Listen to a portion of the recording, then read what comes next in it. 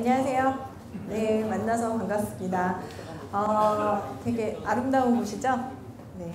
그래서 이제 드디어 성수포럼 2019를 시작하도록 하겠습니다. 자, 그러면 우리 그래도 큰 박수로 한번 시작해볼까요? 자, 박수!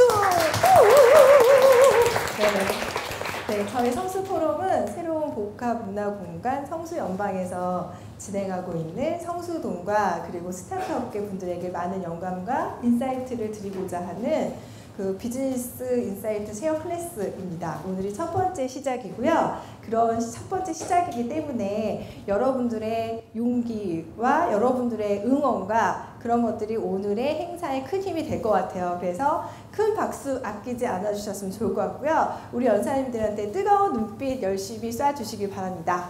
자, 그래서 이제 드디어 첫 번째 시간을 시작하도록 하겠는데요. 첫 번째 시간은 우리 손창현 대표님께서 새로운 가치의 재발견 그리고 리테일 플랫폼의 재발견, 재정의에 대해서 말씀 드려주시도록 하겠습니다. 큰 박수로 맞아드리겠습니다. 감사합니다.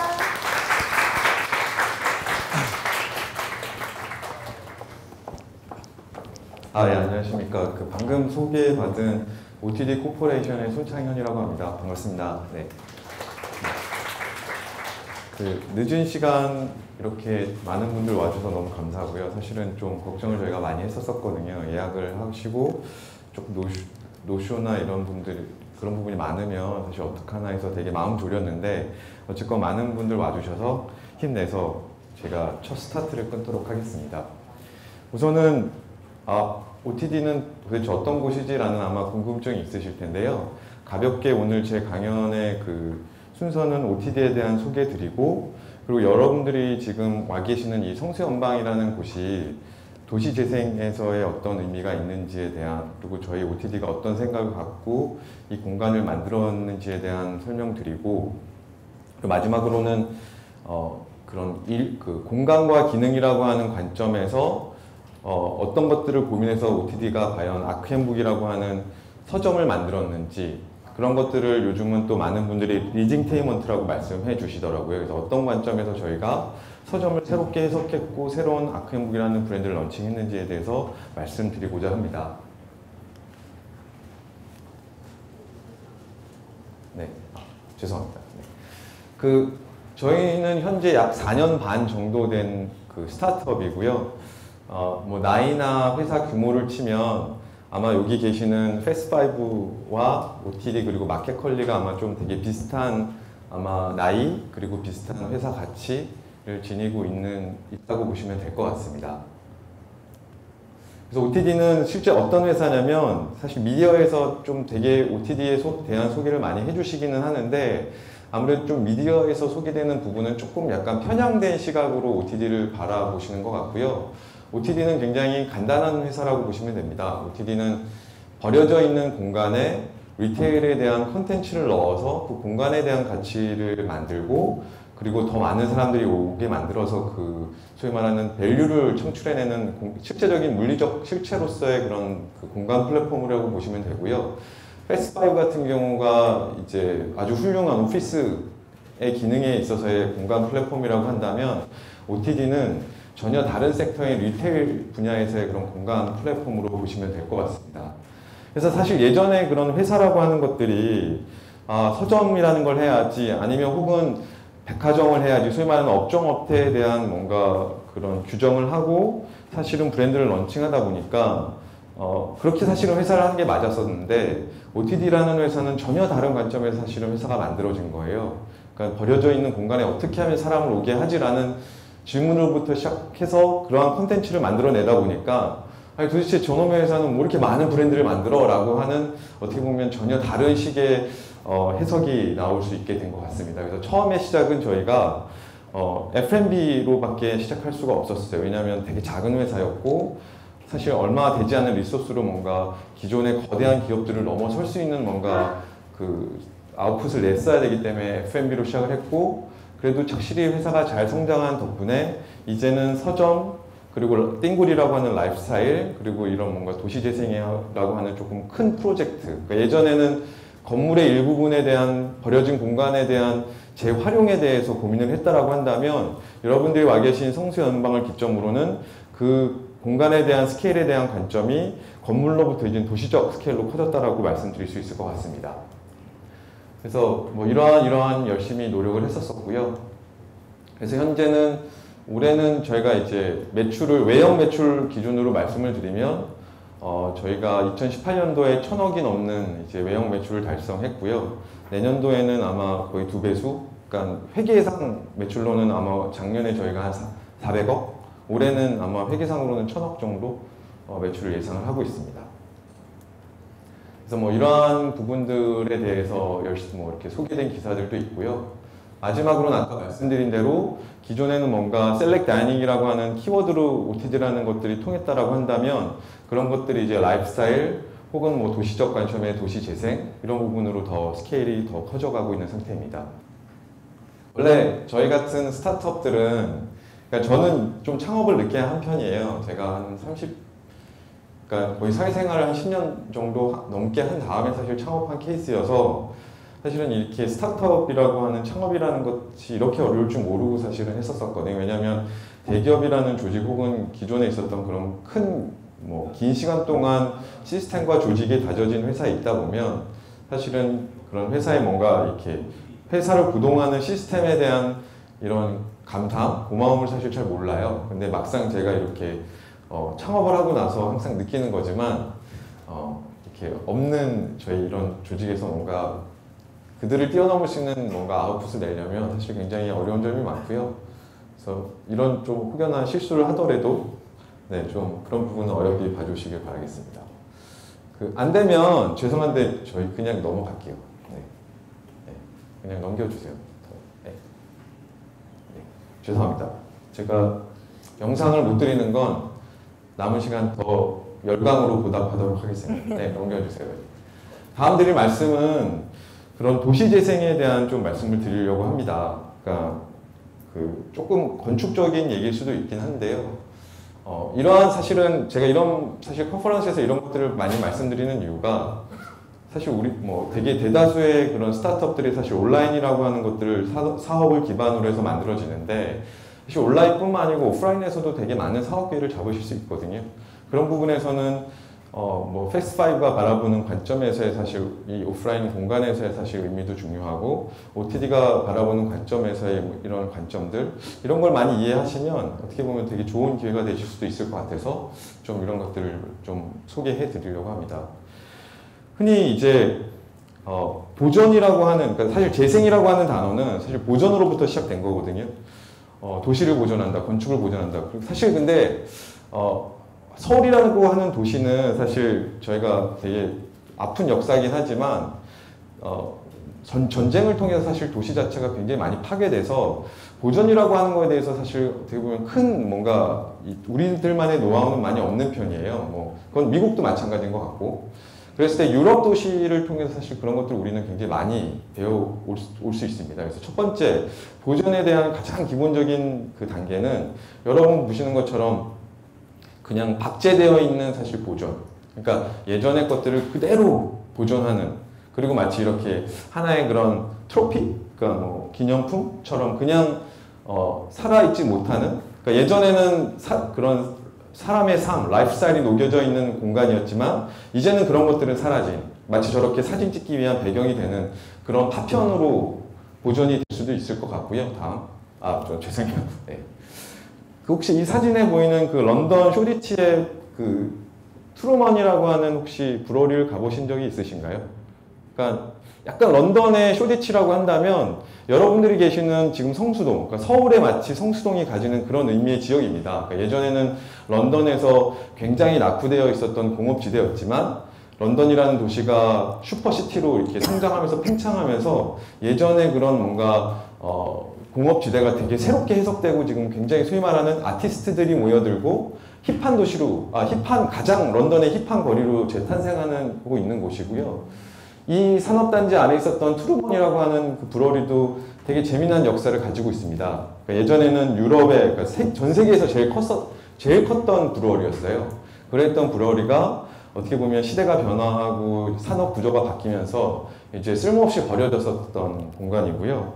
이러한 뭔가 그런 물리적 실체로부터 사실은 재생되는 이런 좀 어떤 것들을 사실은 하이라키를 놓을 수 있는 건 아닌 것 같고, 이게 되게 좋은 사례 중에 하나인 것 같아요. 그러니까 예전에 그런 공장이라고 했던 그런 물리적 실체가 그대로 보존이 되면서 뭔가 되게 새로운 프로그램이 접목이 되는 케이스인데, 마치 이런 케이스는 서울에서도 우리가 되게 좋은 사례를 볼 수 있습니다.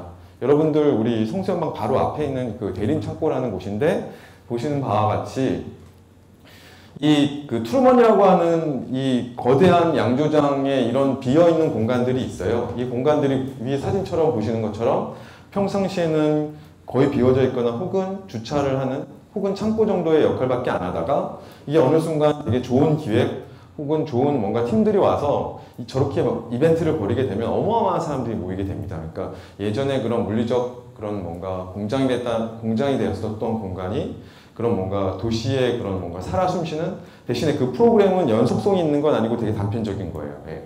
그러니까 마치 대림창고가 평상시에는 카페로서 기능을 하지만 그러한 그 필요에 따라서는 저런 뭐 모터쇼가 한다든지 아니면 브랜드들이 그 공간을 대관해서 행사를 한다든지, 그러니까 소위 말하는 도시에 있어서 그런 단편적인 뭔가 프로그램들을 담는 굉장히 훌륭한 그런 공간의 역할을 하는 거죠. 그리고 대신에 여전히 외관은 철저하게 예전의 그 모습을 그대로 지키고 있는 케이스라고 보시면 될 것 같습니다.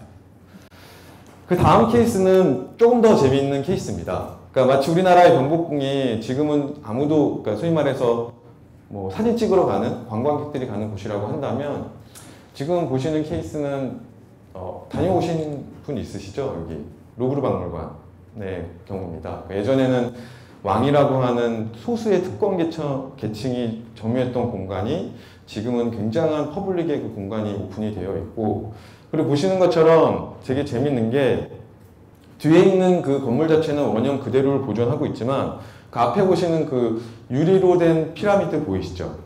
이 왼쪽에 보시는 이미지가 그 내부의 이미지입니다.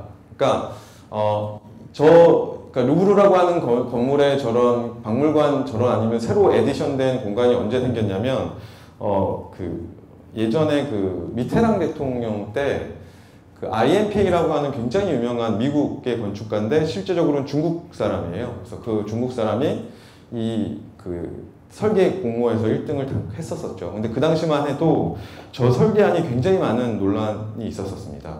왜 그랬었냐면, 아니 왜 루브르처럼 저렇게 역사적으로 있고 저렇게 아름다운 성 앞에 저렇게 흉물스러운 유리로 된 피라미드를 만들어야 되지라는 굉장히 의미들이 많았었어요. 근데 그러한 것들 사실 그 당시에 그런 논쟁들이 있긴 했지만 결국에는 저렇게 실제로 지어졌고, 그리고 마치 예전에 뒤에 배경으로 있는 루브르 그 예전 궁전이 뭔가 저렇게 되게 건축 양식, 소위 말해서 굉장히 장식주의적, 표현주의죠. 그러니까 그런 의미를 지니는 건축물이라고 한다면 이 앞에 있는 건축물은 되게 기하학적이고 굉장히 그런 뭔가 본질을 보여주는 건축물이거든요. 그러니까 소위 말해서 되게 대비가 잘 되죠. 그래서 이러한 것들이 건축이 뭔가 보존이라고는 하지만 새롭게 태어나는 되게 좋은 예 중에 하나입니다.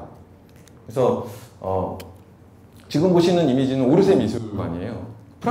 파리 가시면 항상 가시는 필수 코스 중에 하나죠. 여기도 마찬가지입니다. 예전에 파리에서 열리는 박람회를 위해서 만들어졌던 역사고, 한때는 굉장히 많은 사람들이 찾았었던 역사였지만 그게 어느 순간 시대가 변하고 도시가 그 살아있는 생물처럼 어떻게 보면 도시라고 하는 건 끊임없이 바뀌거든요. 그래서 예전에는 많은 사람들이 왔던 저 공간, 저 거리가 어느 순간은 버려지는 공간이 됐어요. 근데 그런 것들을 미술관이라고 하는 굉장히 새로운 프로그램을 집어넣고 건물 자체도 저렇게 새롭게 해석하는 굉장히 좋은 사례가 되는 겁니다. 아까 보시는 것처럼 그래서 제가 이 두 가지 프로젝트를 드리는 이유가 아까 보여드렸던 트루만과는 또 다른 뭔가 재생의 표현 기법이라고 보시면 돼요. 그래서 그러면 이런 것들에 대한 우리나라에도 저렇게 좋은 방법으로 재생한 사례가 있지 않을까? 라고 제가 찾아봤죠. 혹시 여러분들 중에 생각나시는 프로젝트 있으신가요? 저렇게 우리나라도 잘한 게 있더라. 어떤 게 있을까요? 그러니까 그런 의미에서는 저는 서울역 같은 사실 공간이 되게 너무 아깝죠. 왜냐면 굉장히 좋은 건물인데 뭐 지금은 되게 좋은 전시를 하고는 있지만 뭔가 오르세 뮤지엄이나 혹은 루브르처럼 되게 의미 있는 공간으로 바뀔 수 있지 않았을까라는 되게 아쉬움이 남는 공간 중에 하나가 서울역에 있는 구역사 그 건물입니다. 그래서 찾아봤더니 우리에게도 F1963이라고 하는 굉장히 좋은 프로젝트가 있습니다. F1963 혹시 다녀오신 분 있으세요? 아, 예. F1963 어떤 게 좋으시던가요? 저 어제 갔다 왔습니다. 어제 다녀오셨어요? 정말 충격이었어요. 저 네. 완전 심장이 쿵닥거렸어요. 네. 네. 그러니까 정말 말씀하신 대로 심장을 정말 뛰게 할 정도의 되게 좋은 프로젝트입니다. 이 프로젝트는 근데 이 건물이 근데 전에 어떤 건물인지 혹시 아세요? 저 진짜 궁금해요. 예. 어떤 건물인지 혹시 아세요? 네. 네, 맞습니다. 그러니까 예전에 공장이었었어요. 그 공장이었던 것들이 굉장히 새롭게 해석이 됐고, 보시는 것처럼 우리나라의 조병수라고 하는 굉장히 훌륭한 건축가 있는데 그분이 저걸 전체를 디자인하셨어요. 그래서 아까 보신 대로 트루먼 같은 경우는 대림창고 같은 데 가서 보시면 그 건물이 갖고 있었던 그것들에 대해서 건축적으로 그 어떠한 디자인 언어가 입혀져 있지 않아요. 보시면 내부 공간도 그렇고. 그런데 이 F1963 같은 경우는 보시는 것처럼 그 건축이 갖고 있는 의미를 형태는 그대로 저렇게 어휘는 남겨놨대 굉장히 새롭게 해석을 합니다. 그래서 그 안에 엄청나게 좋은 프로그램들이 들어가 있어요. 보시는 것처럼 예스24에서 저렇게 서적도 넣었고, 그리고 위에 갤러리도 있고, 뭐 저렇게 카페 공간도 있고 레스토랑도 있고, 또 제가 너무 좋아하는 또 대표님인데 복순도가에서 또 되게 멋진 레스토랑을 거기서 운영하고 계시죠. 근데 제가 근데 F1963 보면서 사실 좀 안타까웠던 것 중에 하나는 이게 전에 그런 뭔가 금속을 만들던 그 철선이라고 하는, 그러니까 그러니까 철강 말고 이제 저렇게 철선을 만드는 공장이었었어요. 근데 그러한 사실 그 장소가 가졌던 기업들, 흔적들이 우리 천 대표님처럼 아예 그런 것들을 소위 말하는 백그라운드 지식을 알고 있지 않은 상태에서 간다면 사실 이 건물 리노베이션 되는데 너무 멋있다라는 정도만 사실 느껴지지, 물론 저런 공간 부분이 있어요. 예전에 저렇게 생산됐던 것들에 대해서 인테리어를 그 철선을 가지고 하고 그 거대한 그 철선을 말던 사실 오브제들을 갖다 놓기는 했지만, 실제로 그 기능을 했었던 기업들을 사실은 어떻게 보면 정말 지금의 버전으로 잘 살려내지는 못했어요. 그래서 그런 부분에 있어서는 물론 F1963은 저는 굉장히 좋아하는 프로젝트고 저도 너무 좋아하는 공간입니다. 근데 그런 의미에서는 조금 더 다른 방식이 있지 않을까라는 사실을 성수연방을 하면서 조금 더 고민을 해봤습니다. 왜냐하면 이미 F1963 누군가 보여줬기 때문에 우리는 그러면 조금 더 다른 방식 혹은 조금 더 깊이감을 가지고 고민을 해보자라는 게 저의 생각이었죠. 다음 보여드릴 그 프로젝트는 이 베를린에 있는 포츠담이라고 하는 국회의사당입니다. 이 건물은 굉장히 재밌는 건물 중에 하나인 게 원래 그 독일 시대 통일되어 있었던 예전에, 그러니까 세계대전이 일어나기 전에 독일 제국이었을 때 저게 이미 국회의사당이었어요. 그게 이제 나중에 세계대전을 거치고 분단이 됐다 다시 통일이 되면서 다시금 이제 그 나뉘었던 이제 국회가 합쳐져야 되잖아요. 그래서 새롭게 합쳐진 국회가 예전 이제 그 좀 예전의 건물을 새롭게 국회의사당을 만들었었던 프로젝트입니다. 저 프로젝트는 저기 노만 포스터라고 하는 어마어마하게 위대하고 훌륭한 건축가가 그 디자인한 프로젝트인데, 근데 제가 저 프로젝트를 예전에 학생일 때 10몇 년 전에 10년 전에만 봤었을 때는, 잡지로 봤었을 때는 그렇게 뭐라 그러지, 충격을 받거나 혹은 감동을 받았었던 프로젝트는 아니었어요. 보시는 바와 같이 그냥 기존에 있던 건물에 저렇게 유리로 된 돔 하나만 얹었는데 저게 왜 저렇게 난리지라는 생각을 했었거든요, 그 당시에는. 근데 제가 작년 초에 SK그룹 D&D 분들과 같이 이제 베를린에 가서 저 곳을 방문했는데, 제가 알고 있었던 그 공간의 그런 뭔가 의미와 실제 갔었을 때 이 느낌이 너무 틀린 거예요. 너무너무 충격을 받았습니다.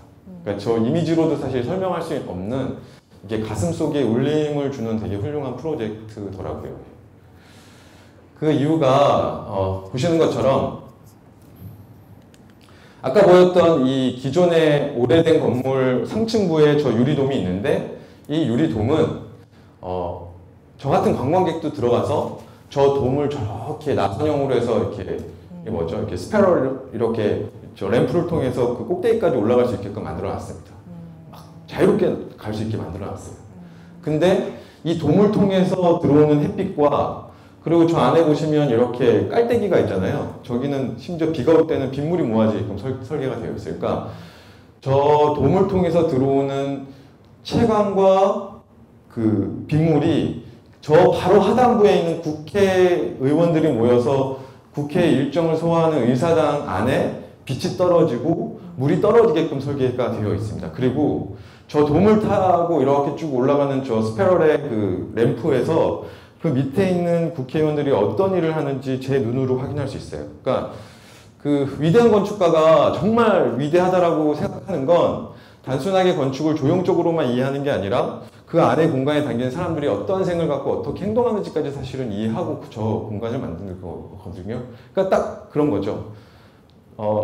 그 독일의 정치인들은 우리나라 정치인과는 틀리게 절대로 일반 사람들을 위에 군림하는 사람들이 아닙니다. 그러니까 그 봉사하는 사람들이라고 생각해요. 그러니까 저 공간이 그것들을 굉장히 잘 상징적으로 보여줍니다.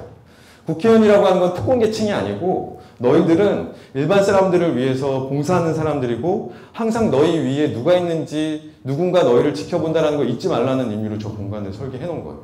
만약에 우리나라 국회의사당을 리뉴얼하는데 저 돔을 그 퍼른 돔을 잘라버리고 저런 걸 해서 우리가 너희를 내려다 보겠다라고 한다면 우리나라 국회의원들 아마 100이면 100 다 반대할 겁니다. 그런 의미에서는 실제로 제가 그 책을 통해서 배웠던 저 공간 혹은 사진으로 봤었던 공간보다는 너무너무 멋진 공간이었고 정말 많은 감동을 받았던 프로젝트였습니다.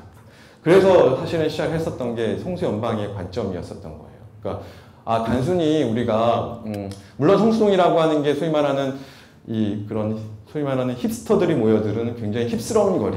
그러니까 예전에 버려졌던 지역이 도시라고 하는 것들이 재생이라는 걸 통해서 소위 말하는 아티스트가 모이고 힙스터들이 모이고 새롭게 재생되는 거는 비단 서울뿐만 아니고 전 세계적인 슈퍼시티의 사실은 트렌드입니다. 그랬을 때 아까 보여드렸던 여러 프로젝트들은 그러한 트렌드에서 많이 보였던 성향의 혹은 스타일의 건물들이었지만 우리는 그런 것과는 조금 더 틀리게 조금 더 있게 뭔가를 더 고민할 수 있지 않을까라고 해서 만들어진 게 바로 성수연방이라는 프로젝트입니다. 그래서 어떤 걸 위해서 저희가 고민을 했냐면 첫 번째 바로 성수동은 그 서울에서 생산이라고 하는 걸 담당하는 공간이었어요. 그러니까 지금은 성수동 땅값이 어마어마하게 비싸졌지만 예전에 성수동이 굉장히 이 지가가 낮은 곳이었거든요. 그렇기 때문에 그 공장들이 다 몰려 있었던 거고 그 중에서 특히 이제 신발 그 공장들이 많았죠. 여러분들이 계시는 이 건물 역시 마찬가지였습니다. 그래서 원래는 대명 케미칼이라고 하는 회사의 유통을 담당하던 기능을 담당하던 반 공장의 성격의 공간이었지만 그게 지방으로 이전하면서 이 두 동의 2층은 다 신발 공장들로 점유되어 있었고 1층은 약간 카센터 비슷한 물류창고 비슷한 기능을 했던 비어져 있었던 공간이었습니다. 그래서 그런 것들을 우리가 사실은 처음에 저희가 이 프로젝트의 접근은 OTD의 뭔가 플래그십과 그리고 저희도 공장이 있거든요. 그래서 공유 공장의 개념에 대한 공장과 그리고 우리가 뭔가 사업으로서 이 공간을 쓰자라고 사실 이 장소를 왔었었고 그랬을 때 사실은 생각보다 이 공간이 너무 좋은 거예요. 성수동에 아마도 이런 공간은 아마 거의 유일무이하지 않을까. 특히 이렇게 중정이라는 그 공간을 갖고 있는 이렇게 좋은 비율을 갖고 있는 공간. 그래서 그냥 우리 사옥은 제가 직원들한테 그랬어요. 그래서 사옥은 그냥 이렇게 너무 좋으니까 사실 이렇게 좋으면 사실 사옥을 썼어야 되는데 사옥을 쓰지 말자. 이 공간은 어떻게 보면 서울에 좀 의미 있는 혹은 OTD가 그동안 건물에 버려졌었던 주로 뭐 지하의 공간 혹은 쇼핑몰의 후미진 공간을 했다라고 한다면 이 성수동에서는 굉장히 후미진 사이트이긴 하지만 이 사이트를 통해서 OTD가 체력도 키우고 체급도 키우고 더 많은 것들을 고민하고 뭔가 할 수 있다는 걸 보여주자라고 해서 시작했던 프로젝트였습니다. 그래서 저희의 이 프로젝트의 가장 중심이 됐던 컨셉은 바로 생산이라고 하는 컨셉입니다. 그래서 마치 성수연방의 저게 로고인데요. 예전 그 중세 시대의 그런 마치 도시들을 상징하는 그 방패 모양을 연상을 시키는데 바로 그래서 저렇게 만드는 겁니다. 그래서 예전에 중세 도시라고 한다면 산업혁명 이전의 도시라고 하는 건 중세 도시고 그 중세 도시에는 사실 생산자들이 다 도시 안에 담겨 있었어요. 성 안에 담겨 있었어요. 그래서 생산이 직접 되고 그 안에서 소비가 되고 또 그 안에서 사람들이 거주하는 뭐 어떻게 보면 되게 기능과는 상관없었던 되게 많은 것들이 버무려졌었던 사실 공간이었었고 그래서 그런 것들이 모티브로 해서 우리가 이 공간을 만들어 보자라고 해서 로고도 저렇게 디자인하게 됐습니다. 그래서 예전에는 가령 저희가 뭐 이 공간에 대한 스케일감을 할 때 저도 인터뷰할 때도 제가 얘기도 하고 많은 분들이 얘기하시는데 도쿄의 테너화를 연상시킵니다. 왜냐하면 중정이 있고 라이프스타일 샵 놓고 되게 재미난 F&B들이 이 중정 공간을 중심으로 해서 구성이 돼서 테너화를 많이 연상을 시키는데 사실 그런 물리적인 뭔가 스케일감과 혹은 프로그램에 대한 성격들은 테너화를 저희가 많이 생각을 하긴 했지만 그거는 되게 단편적인 거였었고요. 사실 저희가 이 프로젝트에서 가장 중요했었던 거 아까 말씀드렸던 공장의 기능을 그대로 가져가면서 또 그렇다고 기존의 뭐 좋은 뭐 사운드 한남이나 쌈짓길처럼 너무 리테일 프로그램만 들어오는 게 아니라 진짜 공장의 기능이 있대 또 사람들이 올 수 있게끔 리테일 기능도 들어오고 또 거기서 소비도 이루어지되 또 이게 기존의 OTD가 보여줬던 것처럼 그냥 뭔가 하나의 단편적인 프로그램이 아니라 여러분들이 지금 이 이벤트를 같이 참여하고 계시는 이런 이벤트들 그러니까 고정되어 있는 프로그램들이 뭐 서점이 됐던 띵골이 됐던 자파 브로리가 됐던 있지만 이런 뭔가 의미 있는 그런 단편적인 이벤트들이 끊임없이 이 안에 담길 수 있는 공간을 만들자라고 해서 만들어낸 게 성수연방이라는 프로젝트입니다. 그래서 왼쪽에 있는 보시는 것처럼 이제 여러분들이 앉아 계시는 곳이 천상가옥이라는 공간이고 이 공간 제가 시간이 없는 거니까 좀 빨리 진행하겠습니다. 천상가옥이고 밑에가 아크앤북인데 아크앤북은 이 책장 사이사이 보면 이렇게 유리창이 있어요. 그래서 그 안을 유심히 보시면 샤오짠이라고 하는 그런 헨리가 만든 그런 대만식 이렇게 누드를 파는 그 브랜드인데 그 친구들이 만두 공장을 그 안에 넣었어요. 그래서 서점인데 책장 사이로 그런 사람들이 만두를 만드는 모습이 보이고 나는 그 풍경을 뒤로 하고 앉아서 또 책을 읽어도 되는 그런 공간을 표현을 했고요. 그리고 인덱스 카라멜은 많은 분들이 너무 지금 뜨고 있는데 저게 단순하게 판매장이 아니고 2층에 또 한켠에 인덱스의 공장이 있습니다. 그래서 1층에 있는 인덱스 카라멜의 샵은 그냥 리테일 샵이 아니고 여러분들 마치 되게 유명한 뭐 불월이나 이런 데 가면 그 양조장이나 이런 데 가면 음료 시음할 수 있는 그 체험장이잖아요. 인덱스 카라멜을 물론 되게 규모는 작지만 나름대로 그들의 공장을 넣고 그것들을 체험할 수 있는 컨셉의 그 매장을 만들어 놓은 겁니다. 그리고 맞은편에 지금 아직 공사가 마무리되지 않았지만 맞은편 동의 2층은 그 팜프레쉬라고 하는 소세지 공장이 들어올 거고요. 그 소세지 공장 한가운데는 레스토랑이 들어올 겁니다. 그래서 엄청나게 그 우리나라에서 가장 그 고급 라인의 소세지와 그런 살라미들이 만들어지고 그 제품들을 그 한가운데서 직접 시식할 수 있는 레스토랑이 안에 들어오게 될 거고 그리고 마지막으로는 이제 1층에는 여러분들 요즘 너무 사랑해주고 계시는 띵골의 되게 플래그십이 들어와 있습니다. 그리고 맞은편으로는 자파라고 하는 인도의 그 자파 그 가문의 그런 그 마이크로 브로리의 진짜 공장이 들어와 있고요. 인허가는 지난주에 났습니다. 그래서 지금 맥주 제조가 드디어 시작이 됐고 그리고 피자 시즌, 창화당 같은 재미난 그런 맛집들이 어우러진 그런 하나의 그런 뭔가 도시 스케일에서의 뭔가 새로운 재생의 의미를 담는 프로젝트를 완성하게 됐습니다.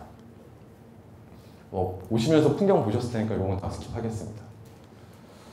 그래서 제가 주어진 시간이 5분밖에 안 남은 관계로 사실은 지금 말씀드린 것만큼 분량이 좀 더 있거든요. 그래서 그거는 제가 다음 기회에 한 번 더 성수 포럼에 한 번 더 시간을 잡아서 설명을 드리도록 하고요. 대신에 간략하게만 좀 설명을 드리면 사실 뭐 오피스에 대한 이런 얘기는 또 우리 김대일 대표님 계신데 제가 이런 얘기하면 괜히 번데기 앞에서 주름 잡는 거니까 다 스킵하도록 하고 이게 사실 공간에 대한 가장 재미난 현상 중에 하나는 OTD는 도대체 어떤 것들을 하는 곳이야 라고 할 때 그냥 인스타에 잘 나오는 사진 잘 나오는 힙스러운 공간 만드는 곳 아니야 라는 생각하는데 사실 그거보다는 저희는 조금 더 많은 고민을 합니다. 왜냐하면 지금 그런 아마존으로부터 시작된 거대한 온라인이라고 하는 사실 거대한 도전이 오프라인에 있는 엄청나게 많은 리테일 샵들을 문을 닫게 하고 있거든요. 그랬을 때 사실은 이 오프라인 공간에서 콘텐츠를 만드는 저희는 사실은 생각하시는 것보다 훨씬 더 많은 챌린지를 느끼고 사실은 절박함을 느끼고 있어요. 그래서 그랬을 때 과연 이러한 변화는 뭐지? 그랬을 때 뭔가 이 거대한 온라인에 대항해서 살아남을 수 있는 오프라인의 콘텐츠가 가져야 되는 속성은 뭐지에 대해서 고민을 많이 하고 있고요. 그래서 그러한 것들을 조금만 제가 시간을 조금 한 5분 정도 더 해서 10분 정도 설명을 드리면 보시는 이 이미지는 소위 말하는 우리가 관념적으로 너무 당연하다고 생각하는 호텔이라고 하는 이미지예요. 이 호텔이라고 하는 그런 소위 말하는 공간이 생겼을 때만 하더라도 글로벌 스탠다드의 호텔 그런 그룹들이 있죠. 뭐 헤아트, 힐튼, 쉐라톤 같은. 그러니까 호텔이 가졌던 기능적인 뭔가 성격들 혹은 가치들은 내가 프랑스 파리를 가던 아니면 미국 뉴욕을 가던 아니면 도쿄를 가던 간에 내가 항상 익숙했던 서비스를 균질하게 제공해 줄 수 있는 사실 그 호텔 체인이 호텔이라고 하는 숙박이라고 하는 공간이 갖추는 가치의 넘버원이었었어요. 그런데 그게 어떻게 변화하고 있냐면 지금 보시는 사진을 보면 어떤 생각이 드시나요? 집입니다. 근데 제가 이거를 어떤 집을 갖고 왔냐면 에어비앤비에 있는 사진들을 갖고 왔습니다. 지금 우리가 소위 말하는 온라인이 만들어낸 이 거대한 변화 속에 우리가 살고 있는 이 삶은 아까 말씀드렸던 대량 생산된 균일화된 혹은 전 세계에 똑같이 표준화된 이러한 것들을 소비하던 일방향적인 소비의 시대에서 지금의 이제 밀레니어들 혹은 SNS라는 사람들은 프랑스 파리에 갔을 땐 더 이상 나는 쉐라톤에 묵기를 거부하고 단 하루만이라도 그들의 일상에 라이프스타일에 적기를 원하고 뉴욕에 가더라도 그들의 뉴요커의 그런 라이프스타일에 체험하기를 원하는 우리는 지금 그 시대에 살고 있는 겁니다. 리테일도 마찬가지입니다. 이거 굉장히 제가 좋아하는 카페 중에 하나인데 혹시 연남동에 로스터리 랩이라는 이 공간 가보신 분 있으신가요? 우리가 당연히 생각하는 좋은 카페라고 한다면 가장 이상적인 공간은 어디죠? 스타벅스입니다. 빠른 시간 내에 심지어 이제 주문하고 오더하는 시간도 기다리기 싫어서 이제 앱으로까지 나왔잖아요. 근데 그런 것들이 사실 소위 말하는 우리가 아까 말씀드렸던 쉐라톤을 소비하던 시대의 사실 관점으로 보면 스타벅스처럼 훌륭한 게 없어요. 그런데 사실 빠른 시간 내에 균질화된 커피가 잘 나와서 그냥 편하게 앉아서 커피를 마시는 이런 1차원적 기능에 대한 그런 리테일 공간에 대한 사실 반항이 사실은 이미 일어나고 있는 겁니다. 그래서 연남동의 이 로스터리 레벨하는 카페 가서 보시면 너무 깜짝 놀라실 게 앉아서 커피를 먹을 공간이 없습니다. 저 이렇게 솟아와 있는 이 바닥 있죠. 이게 원래 있었던 게 아니고 저 친구들이 자기네 바닥을 일부러 그렇게 만든 거예요. 그러니까 하나의 공간이 하나의 기능을 소비해야 되고 그런 것들이 균질화돼서 뭔가 우리가 너무 당연하다라고 생각했던 것 사실 이런 뭔가 관념적 인식이 지금은 거대하게 바뀌어 나가고 있는 겁니다. 그래서 뭐 이런 거 다 저희가 좀 한다면 아까 말씀드린 대로 위대한 천재는 사실 좋은 스마트폰을 만든다고 해서 그게 위대한 천재가 되는 건 아니잖아요. 잡스가 만든 사실 정말 위대한 저 창조물의 사실 엄청난 혁신적인 기기를 보면 근데 보면 시계 앱을 보면 아날로그 시계가 들어와 있어요. 근데 그런 거는 이 옆에 있는 르꼬르비제라고 하는 20세기 가장 위대한 건축가 역시도 사실 그런 관점을 유지하고 있는 거죠. 그러니까 카림 라시드라고 하는 사람이 코닥이라고 하는 회사와 처음으로 만든 그러니까 어떻게 보면 처음으로 만든 디지털 카메라의 디자인입니다. 오른쪽이 디지털 카메라예요. 근데 보시면 재밌는 게 왼쪽에 사실 우리가 흔히 생각하는 필름 카메라라고 하는 건 디지털 카메라가 만들어지기 전까지만 해도 기능의 결정체였어요. 그러니까 형태는 기능을 따른다라는 근대적 사고의 우리의 그런 의식적인 프레임이 지배했었을 때는 저 왼쪽의 디자인은 너무너무 훌륭했죠. 왜냐하면 필름을 끼워서 돌리고 그리고 빛을 조절해서 찍는 거에 대한 모든 기능이 함축되어 있던 바로 기계의 그런 디자인입니다. 근데 위대한 디자이너한테 그럼 이제 새로운 뭔가 디지털의 카메라를 만들어봐 했더니 이 사람 너무 웃기게 보시는 것처럼 아날로그 카메라랑 똑같이 디자인을 했어요. 그러니까 그러한 관점은 아까 제가 스킵하긴 했지만 사실 사람으로부터 그러니까 사람이 어떻게 그런 것들을 이해하고 흡수해야 될지 그러니까 사람 관점으로 사실 디자인을 했다라고 생각을 합니다. 그래서 그러한 관점에서는 거의 이제 마무리를 드리면 그래서 OTD가 생각했던 서점이라는 공간은 아마존의 이런 데이터 센터 혹은 물류 창고가 아닌 뭔가 어떻게 사람들이 쉬고 편하게 생활할 수 있는지에 대한 관점으로 사실은 서점을 재해석했고요. 그러한 부분에서 나온 결과물이 결국에 아크앤북이라고 하는 되게 재미난 서점입니다. 사실 치타야라고 하는 서점을 갈 때 많은 사람들이 좋아하지만 치타야의 인테리어 디자인은 이미 교보영풍이 너무너무 많이 따라했어요. 근데 되게 재미난 현상이 아크앤북이라고 하면 기존의 교보문고 광화문점 대비해서는 사이즈도 5분의 1밖에 되지 않고 사실 되게 많이 모자라거든요. 근데 많은 사람들, 많은 미디어에서 너무 열광해 주시는 거예요. 그래서 어제도 저희 TV에 소개됐는데 힐링하는 서점으로 소개가 됐는데 근데 그 이유가 왠지 아세요, 혹시? 왜 아크앤북이 많이 가면 왜 이렇게 기존의 교보랑 영풍이 틀려라고 하냐면 사실 가장 중요한 게 뭐냐면 기존에 우리가 알고 있었던 교보의 베스트셀러라고 하는 것들 있죠. 그게 왜 안 좋은 거냐면 우리나라의 이 출판업 혹은 서점업이 되게 낙후되어 있습니다. 그러니까 원래 교보처럼 어마어마한 매출을 내는 곳이 출판사한테 사실 바잉 파워로 많은 이윤을 가져와야 되는데 그걸 법으로 막아놨어요. 그러니까 아무리 책을 많이 파는 거대한 교보도 동네에 있는 조그마한 10평짜리 책방이랑 똑같은 가격의 출판사에서 책을 받습니다. 그러니까 그게 얼마만큼 시장을 왜곡을 했냐면 그러한 낡은 법 규제가 어떻게 시장을 왜곡시켰냐면 그래서 출판사들이 광고비를 내기 시작했어요. 그러니까 돈 많은 출판사가 많은 광고비를 마케팅 비용을 교보한테 주면 교보가 그걸 어떻게 하냐면 제일 좋은 자리, 트래픽이 제일 많은 자리에 제일 많은 공간을 책을 전시를 해요. 그리고 그 책들이 바로 뭐가 되죠? 베스트셀러가 되는 겁니다. 그러니까 마치 인테리어를 치타야를 따라한다고 해서 교보문고가 우리에게 치타야 서점이 될 수 없었던 이유는 사실은 공간의 그런 껍데기가 아니었었어요. 사실은 뭔가 아까 말씀드렸던 그들이 사실은 돈 많은 출판사가 베스트셀러를 만들 수 있다라고 하는 일반형적이고 되게 단편적인 사실 그런 취향에 대한 억압이 사실은 우리나라 서점을 되게 후지게 만들었었던 겁니다. 그래서 아크앤북이 사실은 여러 가지 이슈를 메이킹을 하고 있어요. 그 안에서 밥을 먹네 아니면 아르데코로 되게 화려한 인테리어 북터널인데 사실은 아크앤북이 가장 큰 이 가치가 뭐냐면 여러분들에게 지금 제가 되게 자신 있게 말씀드릴 수 있는데 저희가 바로 베스트셀러 자체를 없애버렸습니다. 그러니까 그동안 돈으로 만들어졌던 돈 많은 출판사들의 책들이 베스트셀러가 되는 그런 일반적인 소비에 대한 취향에 대한 강요를 저희는 없애버렸습니다. 그래서 아크앤북이 여러분들이 가시면 치타야에서 느꼈던 다양한 취향들이 공존하고 또 나의 취향을 발견할 수 있는 그런 공간으로 느껴질 수 있는 이유이기도 한 겁니다. 예. 시간이 제가 많이 없어서 또 제가 말하면 너무 많기 때문에 그래서 제가 이제 제 오늘 이 강연은 오늘 마무리하고 그 다음에 우리 김대일 대표님 모시도록 하겠습니다. 네, 감사합니다. 네.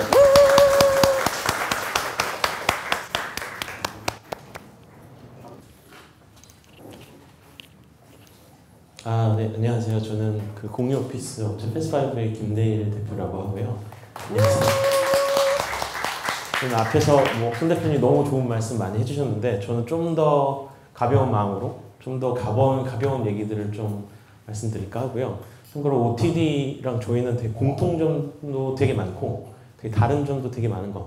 그래서 형태적으로는 뭔가 공유 오피스와 일종의 공유 리테일 이런 면에서 서로 고민하는 것도 되게 비슷하고 되게 나중에 이제 저희가 알게 된 게 이제 좀 사업을 진행하고서 알게 됐는데 그냥 사석에서 술 마시면서 얘기하다 보니 고민하셨던 걸 저도 고민했고 그걸 한 10가지가 되더라고요. 그래서 너무 비슷하다고 느꼈고 회사가 성장하는 과정이나 스케일도 되게 비슷해서 여러 가지로 공감대도 많이 느끼면서 저희는 오피스 쪽에 있어서 그런지 이 OTD의 이런 컨셉팅과 크리에이티브, 트렌드를 따라가는 능력 이런 건 저도 너무 배우고 싶고요. 그래서 그냥 기회 될 때마다 이렇게 공간에도 오고 말씀을 많이 나누게 되는데 저는 조금 결이 다른 이제 오피스 쪽의 공유 오피스 얘기를 좀 들려드릴까 합니다. 크게 3가지로 준비를 했는데 공유 오피스에 대해서 아직 생소하신 분들이 있을 수도 있을 것 같아서 공유 오피스가 뭔지에 대해서 좀 설명을 드릴까 하고요. 그리고 저희가 처음에 어떤 생각으로 어떤 시행착오를 겪어서 시작하게 됐는지 그리고 제가 제일 많이 듣는 질문이 이제 몇 호 전까지 낼 수 있을지와 위워크 코리아와의 경쟁에 대해서 1년에 한 1000번 정도 드릴 것 같은데 그거에 대한 간단한 저의 생각? 아마 질문을 받으면 되게 묻고 나올 거라서 말씀드릴까 합니다. 근데 뭐 오늘 성수에서 하는데 성수도 패스5에게 큰 의미가 있습니다. 큰 의미가 있고 저희가 지금 16호점까지 운영을 하고 있는데 강남에 이제 12개가 있고 홍대 하나, 성수 하나, 을지로에 2개 있고 지금 17호점을 또 성수에 내게 됐거든요. 그래서 1700평 규모로 되게 크게 됐는데 성수에 저희가 13호점으로 냈는데 내면서 되게 놀랐던 점은 저희가 강남에서 주로 많이 하면서 이 공유 오피스의 밸류가 이 강남에서 일하는 분들과 되게 잘 맞다라는 생각을 많이 했었고 이제 강남 외 지역으로 가면서 어떤 느낌일까 되게 궁금했어요. 그래서 홍대와 을지로와 성수를 내면서 되게 진짜 다르구나라는 걸 많이 느꼈는데 특히 을지로는 정말 다른 거. 근데 성수는 성수만의 또 매력이 있었고 성수도 저희랑 핏이 되게 잘 맞아서 놀랐고 되게 빨리 잘 됐어요. 빨리 잘 돼서 그래서 바로 2호점을 준비하게 됐고 그것도 큰 규모로 하게 됐고 또 이제 자주 왔다 갔다 하면서 성수가 이렇게 발전하는 게 되게 많이 보이더라고요. 구석구석 맛집도 많이 가보고 뭐 서울숲 옆쪽에도 되게 많이 이렇게 발달하는 걸 보면서 성수가 진짜 핫플레이스가 돼가는구나를 요새 많이 느끼고 있습니다. 그렇게 성수에 좀 의미를 부여하고 싶고요. 다음부터 성수 얘기는 안 나오니까 그다음부터 공유 오피스를 제가 바라보는 모습은 이 모습이거든요. 이거는 이제 자동차가 처음 이제 개발됐을 때의 모습인데 지금의 공유 오피스를 뭐 직간접적으로 경험하시는 분들이 있으실 것 같은데 지금은 뭐 상당히 어설픈 점이 되게 많이 있습니다. 되게 혁신적인 면도 있는데 상대적으로 뭐 되게 이용하면서 불편한 점도 있고 그래서 저는 개선할 점이 되게 많다고 보고 이제 지금 이 상태에서 앞으로 10년간 20년간 되게 많이 바뀔 것이고 그게 업그레이드 되면서 많은 사람들의 라이프 스타일을 바꿀 수 있지 않을까라고 기대를 하고 있고요. 저희는 이제 저희 공간에 오시면 크게 이 3가지로 말씀을 드리거든요. 저희는 단순히 임대를 하는 건 아니고 공간과 커뮤니티와 서비스를 제공해 드린다고 말씀을 드리고 있습니다. 공간 같은 경우에 저희가 크게 전용 공간이랑 공용 공간으로 나눠지는데 이를테면 공유 오피스라고 해서 모든 걸 다 공유하는 건 아니거든요. 저희가 보시면 업무 공간은 뭐 1인실부터 요새는 100인실까지 만드는데 그 공간은 이제 전용으로 이제 업무를 보는 공간이고요.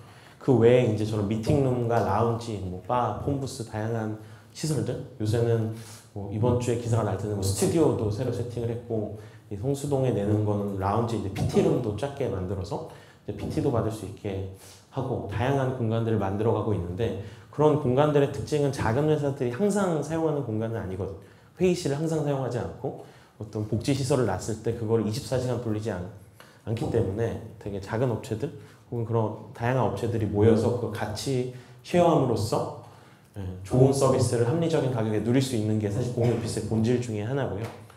두 번째로는 커뮤니티인데 커뮤니티는 사실 뭐 시간이 갈수록 좀 더 강력해질 거라고 믿고 있는데 저희 지점에 오시면 이제 커뮤니티 매니저라고 불리는 친구들이 있습니다. 이들이 무슨 일을 하는지 되게 궁금해 하시는 분들이 많은데 이 친구들 지점에 관련된 모든 일을 다 하고 있고요. 새로운 분이 오시면 패스5가 어떤 공간인지 직접 설명을 드리고 이 공간을 이용하면 뭐가 좋은지 되게 저도 처음에 그 어설픈 자동차의 모습을 보여드렸던 게 마차를 타다가 저 자동차를 보면 되게 흉물스럽다고 느꼈을 거거든요. 저게 타면 뭐가 좋은지 모르고 고장나면 되게 불편하고 마차를 타는 게 되게 익숙한 사람들에게 저거의 장점을 설명하기 되게 어려운데 저희가 공유 오피스를 설명드릴 때 그걸 되게 비슷하게 느끼거든요. 저희가 뭐 오신 분한테 그냥 여기는 그냥 한번 써보세요 이러면은 그냥 다 안 쓰시거든요. 근데 저희 직접 말로 이 공간은 무슨 의미이고 이걸 쓰면 뭐가 좋고 나중에 미팅하실 때 뭐가 좋고 이런 말씀을 드리면은 설득이 돼서 이용하시는 경우가 많은데 그런 저희가 제공하는 가치에 대한 설명부터 시작해서 그분들이 이제 입주를 하시면 이 세일즈라는 과정에서 그분들이 무슨 일을 하시고 무슨 고민을 하시고 이런 것들을 다 알게 되거든요. 그런 개별 업체들과의 네트워크가 생기고 그걸 이제 연결해 드리는 일도 하고 그리고 저희가 한 지점에 뭐 1000명에서 많은 지점 1500명까지 이제 들어가 있는데 그들에게 제공할 수 있는 다양한 강연과 요새 유행하는 뭐 북클럽과 다양한 액티비티들을 이 친구들이 많이 기획을 해서 진행을 하고 있고요. 세 번째로는 서비스의 영역인데 저희가 물리적으로 다양한 시설들을 갖추고 있는 것뿐만 아니라 저희가 전체 지금 한 9,000명에서 이제 10,000명 정도의 멤버가 되고 있는데 요새 다양한 업체들의 문의가 들어오고 있습니다. 뭐 마케팅 목적으로 저희 페파 입주자들을 대상으로 이런 서비스를 뭐 낮은 가격에 제공하고 싶다라는 문의가 많이 들어와서 그런 것들을 도입하는 것도 있고요. 그렇게 하다 보니 저희가 직접 제공하는 것도 좋겠다라고 생각해서 뭐 기사화되기도 했지만 셔틀버스도 이제 노선을 늘려가면서 페파에 입주하면 뭐 셔틀버스 이용해서 출퇴근을 편하게 할 수 있게 제공하기도 하고요. 그리고 올해 수건 사업 중에 하나는 어린이집인데 그리고 대기업에서의 뭐 복지의 끝판왕이라고 하는 어린이집을 저희가 되게 믿을 만한 뭐 어린이집을 만든다고 하면은 되게 좋은 복지가 될 거기 때문에 그런 요소들을 많이 고민해서 이제 부가 서비스를 만들고 있고요. 그래서 이런 요소들이 계속 업그레이드가 되면 아까 보셨던 그런 어설픈 자동차에서 뭐 스포츠카의 모습으로 바뀔 수 있지 않을까라고 좀 기대하고 열심히 준비를 하고 있습니다. 그래서 저희는 2015년 초에 시작해서 호점을 계속 늘려가면서 뭐 이거 썼을 때보다 이미 또 한 8,000명, 9,000명까지 이제 늘어나서 빠르게 좀 성장을 하고 있고요. 되게 재밌는 현상 중에 하나는 저희 20, 30대가 거의 한 80%를 차지하고 있고요.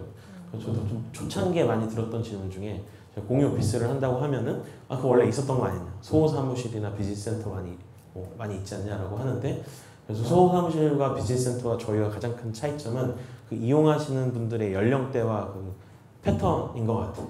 기존의 소호 사무실은 이제 5, 60대 분들이 뭐 대기업을 은퇴하시고 뭐 컨설팅이라는 이름을 달고 적을 두는 공간이었다면은 지금은 이제 오피스를 저희는 대체하고 있고 20, 30대 분들이 좀 주가 돼서 많이 이용을 하고 계십니다. 그리고 입주자 규모도 저희도 시작할 때 이게 뭐 1인에서 한 10인 정도 법인을 좀 타겟으로 했거든요. 그래서 생각하면 그들이 일할 수 있는 공간이 되게 제한적이다. 뭐 카페에서 일하기도 하고 뭐 오피스텔에서 일하기도 하고 뭐 되게 비역세권의 허름한 그런 공간에서 일을 하는데 뭐 이런 좋은 공간을 제공하면 20, 30대들이 열광하지 않을까라는 좀 생각들을 했었는데 하다 보니 이제 뭐 한 계층을 다 쓰고 싶다 혹은 뭐 100인실을 쓰고 싶다 이런 분들이 많이 늘면서 요새는 이제 큰 업체들 비중이 되게 많이 높아지는 게 좀 재밌는 현상 중에 하나인 것 같고, 저희가 처음에 어떻게 시작하게 됐는지 좀 말씀을 드리면, 이 창업하신 분들 스토리를 들으면 저는 이제 이거 하기 전에 벤처 캐피탈 회사에서 이제 스타트업 투자 일을 많이 했어서 대표님들 뵙고 어떻게 시작하게 됐는지 많이 여쭤봤거든요. 크게 두 가지 패턴이 있는데, 하나는 본인이 뭐 불편함을 느껴서 이게 좀 별론 것 같아서 내가 이거 바꿔보고 싶다라고 해서 이제 창업을 하신 분들이 계시고, 혹은 그냥 나는 그냥 사업이 하고 싶어서 팀을 먼저 세팅하고 어떤 사업을 할까 이제 고민해서 시작하신 분들이 있는데, 저희는 이제 후자에 속했고요. 저희랑 뭐 관계사인 패스트트랙 아시아 사람과 총 4명이 모여서 이제 무슨 사업을 할까 고민을 많이 했었습니다.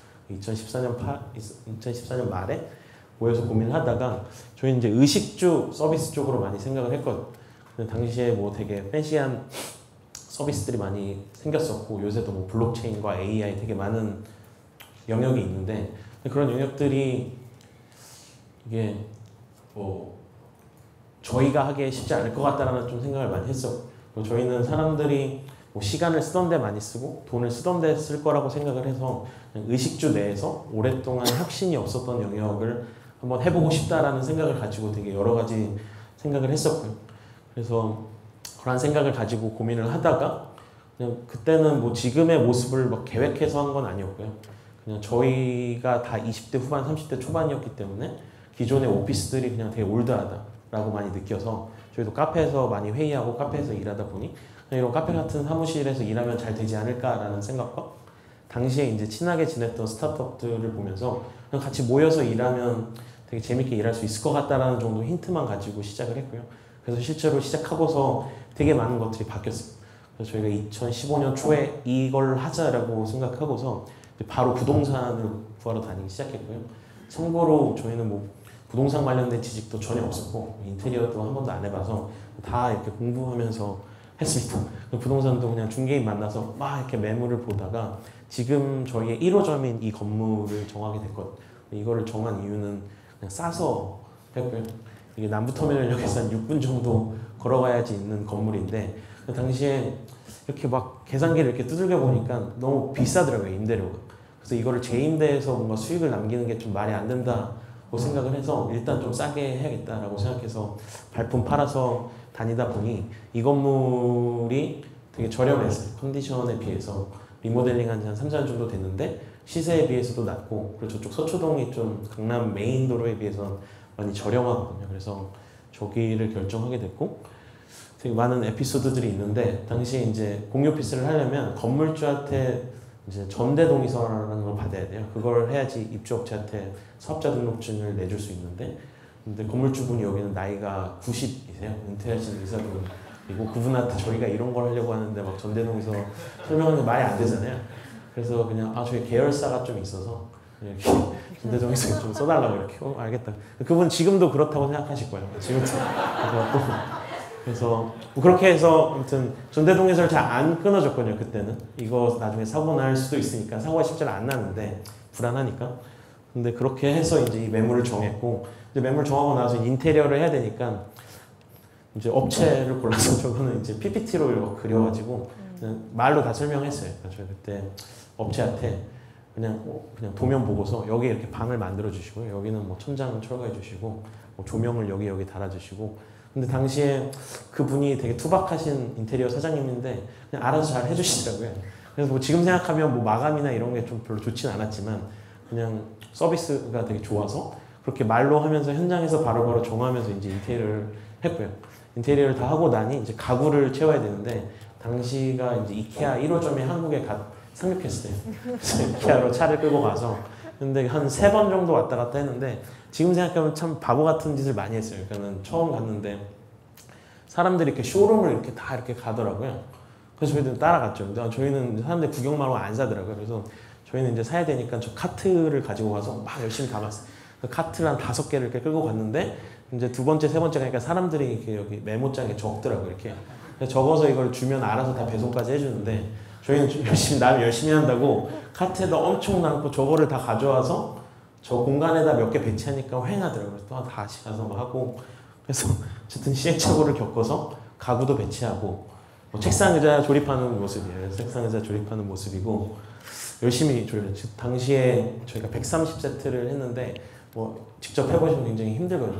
의자 하나 조립하는데 저 인터넷으로 주문한 거라서 박스가 와요. 박스가 오면은 상판 조립하고 이제 바퀴 조립하고 이렇게 하면 나사가 잘 안 돌아가고 또 중국산이라서 나사가 안 돌아가면 그거 붙잡고 한 15분 걸리고 이렇게 하다 보면 근데 새벽 3시까지 이렇게 조립하고 막 음악 들으면서 근데 그때 되게 뭔가 재밌었어요. 그때 재밌었고 근데 그때 나름대로 합리화를 하자면 팀워크가 잘 생겼고 그때 이후로 되게 난관들을 그 4명이 잘 헤쳐나갔던 것 같아요. 그래서 고생하면서 좋고 이때가 저 4명이 이제 같이 시작한 4명인데 세일즈도 직접 했거든요. 근데 이건 저희는 되게 당연했어요. 이거를 뭐 중개인한테 맡겨가지고 한다고 생각을 안 하고 저희가 페이스북에 그냥 광고를 하고 오신 분들한테 잘 오셨다고 하면서 이제 공간 보여드리고 이제 계약하는데 처음에 계약이 잘 안 됐어요. 저 4명이 보시는 것처럼 이제 3명은 공대생이고 1명은 경영대생인데 약간 공대생 같은 경영대생이라서 세일즈랑은 굉장히 거리가 먼 사람들이었어요. 그래서 되게 어설프게 이렇게 설명하고 계약이 안 되고 왜 계약이 안 될까 이런 고민을 하고 있는 모습이 표정이 어둡진 않지만 그냥 뭐 이걸 바꿔보자. 그러니까 쓰레기가 좀 있는 게 좀 지저분한 것들 쓰레기도 치워보고 그리고 방이 너무 휑한 것 같으니 위에 뭐 데코라도 좀 해보자. 약간 이러면서 그리고 세일즈를 할 때 이런 멘트를 날렸더니 바로 알아들이시더라고요. 그런 걸 공유하면서 나름의 매뉴얼을 좀 세팅을 했었고 그러다 보니 실제로 계약률이 조금씩 올라가더라고요. 그래서 그런 식으로 해서 이제 만실을 채우게 됐고 네. 그렇게 해서 계속 뭐 그 사이에도 많은 시행착오가 있었지만 지금까지 좀 호점을 많이 늘릴 수 있게 됐습니다. 세 번째는 이제 시장과 경쟁인데 처음에 말씀드렸던 제가 가장 많이 듣는 질문 이 2가지에 대해서 좀 생각을 말씀드리자면 이 공유 오피스가 요새 굉장히 핫한 영역 중에 하나인데 대기업들도 되게 많이 뛰어들고 되게 많이 회자가 되고 앞으로 더 많이 들으시게 될 텐데 이게 갑자기 왜 이렇게 많아지냐 이거를 좀 3가지 관점에서 말씀을 드리면 첫 번째는 이 중소규모 회사들이 굉장히 많아졌습니다. 이 이유 중에 하나는 이제 경제 저성장 플러스 우리나라 같은 경우에 대기업들의 좀 정체랑 많이 연관이 돼 있는데 뭐 저도 경험하진 않았지만 1980년대 때는 뭐 정답이 있는 사회라고 들었거든요. 그러니까 좋은 대학교를 나오고 대기업을 취직하고 뭐 집도 사고 결혼도 하고 뭐 그냥 이렇게 살아가는 정답이 있는 삶이었다면 요새는 그렇지 않잖아요. 요새는 대기업 잘 안 가기 처음부터 안 가기도 하고 가서 한 6개월 다니다 나오기도 하고 한 3, 4년 다니다 나오기도 하고 10년 다니다가 이거 내가 50대 잘리면 100세 시는데 어떻게 살아야지 하면서 나오시고 그런 분들이 다 여기에 잡히는 거예요. 여기서 다 많아지는 게 저 업체들이 되게 많아지고 있고 저기에 정량적인 것뿐만 아니라 정성적으로도 회사의 형태가 많이 바뀌었습니다. 저게 90년대 저기에 잡히던 회사들은 소위 저부가 가치 회사들이거든요. 뭐 법인이 직원이 4명이다 이러면은 무슨 용역업체 인력 파견하거나 트럭 하나 가지고 이제 물건을 하면서 유통하거나 소위 그냥 몸으로 땜빵하는 그런 법인들이 되게 많았는데 요새는 고부가 가치 중소회사들이 굉장히 많아졌습니다. 여기 뭐 많이 있으실 수도 있는데 앱 하나 운영해서 한 달에 1억씩 벌고 되게 잘 먹고 잘 사는 업체들이 굉장히 많습니다. 저희 지금 입주한 업체가 한 1000개 정도 되는데 저도 이제 벤처 캐피탈리스트 하면서 되게 많은 스타트업들을 봤는데 상상하지 못했던 굉장히 많은 비즈니스들이 많더라고요. 되게 잘 되고 있고 심지어는 최근에는 우리나라에서는 일본 료칸을 예약 대행해주는 회사 근데 그런 걸 이용하는 사람이 엄청나게 많더라고요. 그래서 그것부터 무슨 스니커즈를 전문으로 수선해주는 회사인데 몇 명이 하는데 또 몇천만 원 벌고 그래서 저도 되게 놀라울 정도로 우리나라 뭐 경제가 막 되게 어렵다고 막 대기업들의 이런 것만 보는데 되게 강소 기업들이 알게 모르게 되게 많이 생기고 있는 것 같아요. 되게 훌륭하신 분들이 그런 게 많이 도전하는 거. 근데 그게 비단 스타트업의 범주에 안 들어가기 때문에 노출 안 되는 회사들이 되게 많거든요. 그러니까 이게 막 되게 언론에 노출은 많이 안 되지만 3-4명이서 되게 강력하게 잘하는 회사들 그런 회사들이 많이 있는데 그런 회사들이 좀 공유 오피스로 많이 오고 있고요.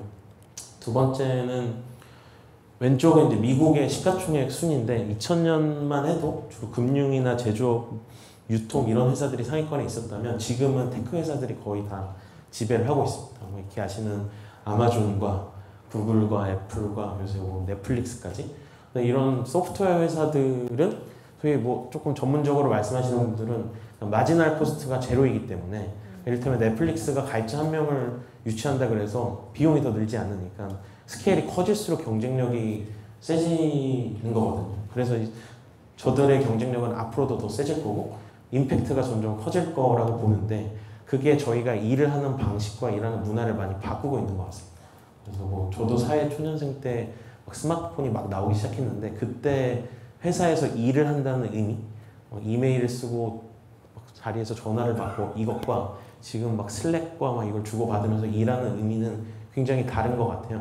그래서 일을 하는 방식과 뭐 법인의 형태 뭐 그런 것들이 많이 달라졌는데 그게 공유 오피스와 잘 핏이 맞는다고 생각하시면 맞을 것 같습니다. 그런 배경에서 좀 공유 오피스에 대한 수요가 많이 늘어난 것도 있고요. 세 번째로 가장 큰 거는 세대 이동입니다. 이게 이제 밀레니얼 세대라고 불리는 1980년에서 2000년에 태어난 지금의 20, 30대, 40대 초반 분들은 소위 베이비 부머랑은 완전히 그냥 다른 가치관과 라이프 스타일, 소비 패턴을 갖고 있는데 그게 또 공유 오피스랑 되게 잘 맞아 떨어졌다고 보시면 될 것 같습니다. 그래서 저희가 뭐 이것도 그냥 에피소드인데 초반에 1호점을 낼 때 그런 게 있었어요. 저희가 그냥 되게 힙한 분위기에 그런 저희가 친한 스타트업들이 모여서 일하고 싶은데 만약에 약간 백발에 60, 70대 분이 왔을 때 뭐 그냥 오시면 감사하지만 그 분위기가 이렇게 만들어질 수 있을까라는 고민을 좀 했었거든요. 근데 해보니 실제 5, 60대 분들이 오시면 굉장히 싫어하시더라고요. 여기서 어떻게 일을 해? 여기서 어떻게 일하고 너무 업무 공간이 너무 좁은 것 같아. 근데 왜냐면 그게 그분들은 이미 경험을 많이 하셔가지고 20, 30년 동안 경험한 오피스 그리고 일을 한다 약간 이거에 고정관념이 너무 강하시다 보니 이런 공유한다는 것 자체를 상상을 잘 못하시는 것 같아요. 되게 불편해하시고 근데 20, 30대들은 편견이 없으니까 이렇게 설명을 드리면 아 이거 뭔지 알겠다 이렇게 쓰시고 되게 잘 쓰시고 뭐 에어비앤비나 뭐 그런 거 다 비슷한 맥락인 것 같은데 쏙 하나 그래서 세대가 바뀌면서 그냥 그런 새로운 서비스에 대한 수용도가 높은 세대들이 이걸 쓰기도 하고 그리고 그냥 매번 세대들이 바뀌면서 과거의 것들을 올드하다 생각하는 것 같아요. 일단 믹스커피 먹다가 아메리카노 마시면 믹스커피 마시는 사람이 올드해지는 것처럼 트렌디한 거를 경험하고 나면 과거 게 올드하게 되는데 그런 거를 주도하는 게 지금 밀레니얼 세대고 좀 공유 오피스가 그거와 결을 좀 같이 하고 있는 게 좀 수요의 성장과 관련이 있지 않나라고 저희는 생각하고 있습니다. 그래서 저희는 타겟 수요가 한 100만 명 정도로 생각을 하고 있고요. 이거는 저희 우리나라뿐만 아니라 글로벌리 다 그랬어요. 저희도 작년에 베트남에 갔다 왔는데 베트남에도 공유 오피스가 한 5개 정도가 있는데 다 가봤거든요. 다 잘 되더라고요. 이거 수요가 굉장히 폭발하고 있고 아까 말씀드린 그런 세대의 변화와 테크의 영향력과 중소규모의 회사 이런 것들은 우리나라뿐만 아니라 전 세계에서 다 일어나는 현상이라서 공유 오피스는 전 세계적으로 다 크고 있다고 보시면 맞습니다. 그리고 이거는 그냥 패스하겠습니다. 저는 100호점에서 10만 명까지는 갈 수 있지 않을까라고 좀 생각하고 있고요. 그리고 이거는 그냥 위협과의 경쟁 혹은 요새 대기업도 많이 대기업 비교도 말씀을 많이 하시는데 그럼 너네 경쟁력은 뭐냐? 그럼 대기업도 되게 많이 진출하고 그럼 이거 다 같이 똑같이 하면 잘 되는 거 아니냐라고 질문을 하시는데 그게 딱 바로 답변하기는 되게 어려운데 저희의 경쟁력은 한두 가지는 아니고 이것들을 다 잘 해야지 잘 되는 거거든요. 이를테면 돈도 있어야 되고요. 근데 스타트업이 이거 공유 오피스 하겠어라고 했는데 요새 1000평짜리 하려면은 소위 4, 50억 정도가 들어가고 보증금이랑 인테리어비를 하려면 근데 그렇게 하기 어려운 스타트업이 일단 많고 거기서 많이 걸러지는 거 같고 부동산도 잘 선정해야 되고 공간 디자인도 잘 해야 되고 마케팅과 운영까지 다 잘해야 되는데 되게 회사들이 저 중에서 두세 가지만 잘하는 거예요. 저희도 시작할 땐 두세 가지만 잘했고 2년 동안 시행착오를 겪으면서 이제 경쟁력을 갖게 됐는데 제가 오늘 추천한 도서가 제로투원이기도 한데 근데 이 부분에서 그런 걸 많이 느꼈거든요. 제로투원의 메시지는 작은 시장에서 독점해서 제로투원을 만들고 이거를 스케일업 하라인데 저희가 그 과정을 좀 거쳤거든요. 1호점에서 되게 말도 안 되는 시행착오를 겪으면서 제로에서 원을 경험을 했었고 그 다음은 오히려 스케일업 하는 거는 상대적으로 조금 쉬웠던 면도 있는 것 같습니다. 그래서 그런 과정들을 거쳤고 그 과정을 거치지 못한 업체들은 시행착오를 좀 겪을 수밖에 없는 것 같고 거기에 이제 그래서 우리나라에서는 위워크와 저희랑 이제 경쟁을 하는 구도가 만들어졌는데 위워크도 이거를 벗어날 수가 없거든요. 그러니까 위워크 글로벌이 굉장히 훌륭한 회사지만 위워크 코리아로 오면서 이를테면 부동산 선정을 하는 데 있어서 로컬의 룰을 잘 이해하지 못해서 오는 비효율도 있을 수 있고요. 하다못해 좀 마케팅 세일즈에 있어서 불쾌한 경험을 하신 분들도 계실 텐데 그냥 그런 요소들이 모여서 이제 다행히도 저희한테는 그들의 경쟁력이 좀 떨어지는 부분이 됐고 저희는 반대로 그런 부분들을 좀 더 강화해서 경쟁에서 이기려고 많이 노력을 하고 있습니다. 그래서 제가 준비한 건 여기까지고요. 앞으로 보시면 공유 오피스에 대한 얘기들이 되게 많이 올 텐데 그리고 아마 지인 중에 쓰시는 분들도 많을 테고 근데 저는 항상 페파에 제 지인이 들어온다고 하면 항상 불안하고 불편하다 그럴까봐 하려고 그리고 말씀드린 것처럼 자동차의 초기 모습처럼 불편한 게 실제로 많고 근데 어쨌든 저는 그냥 지금 그런 거는 뼈 아프지만 계속 듣고 1년 뒤, 2년 뒤, 5년 뒤, 10년 뒤에 정말 되게 훌륭한 모습으로 만들 수 있지 않을까라고 생각하고 열심히 하고 있고요. 좀 많이 지켜봐 주셨으면 감사하겠습니다. 감사합니다.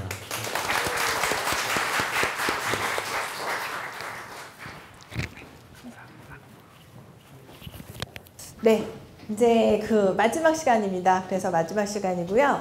저희 목표 시간은 8시 55분입니다. 그렇죠. 그래서 15분 남았고요. 그렇죠. 13분 남았죠. 그래서 제 강연 끝나고 우리 손 대표님과 김 대표님의 Q&A 시간으로 하고 마무리하도록 하겠습니다. 그래서 제가 오늘 이 첫 번째 성수 포럼에 연사로 나오게 된 거는요. 고객 입장으로서 얘기를 하라고 그렇게 초청을 받았다고 생각해요. 그래서 성수 포럼 2019의 사실 키워드는 성수, 그리고 공간, 그리고 재발견입니다. 근데 제가 말씀드리고 싶은 건 함께하는 즐거움인데요. 저는 사실은 작년에 직장생활 20년을 하고 이제 더 이상 일하기 싫다. 그래서 이제 제주도로 내려가겠다고 내려갔다가 이제 조금 누나 도와줘, 이사님 도와줘 이러다가 초기 스타트업의 컨설팅과 퍼실리테이팅을 하는 더 잘함이라는 회사를 만들게 되었습니다. 그래서 사실 저의 업은 그건데요. 우선 오늘 그래서 제가 고객 입장에서 20년 동안 직장 생활 하다가 왜 이 자리에 있는지 살짝 말씀드리도록 하겠습니다. 저는 네이버 가장 큰 커리어 피스가 이 세 개 회사인 것 같아요. 네이버와 맥도날드와 배달의 민족.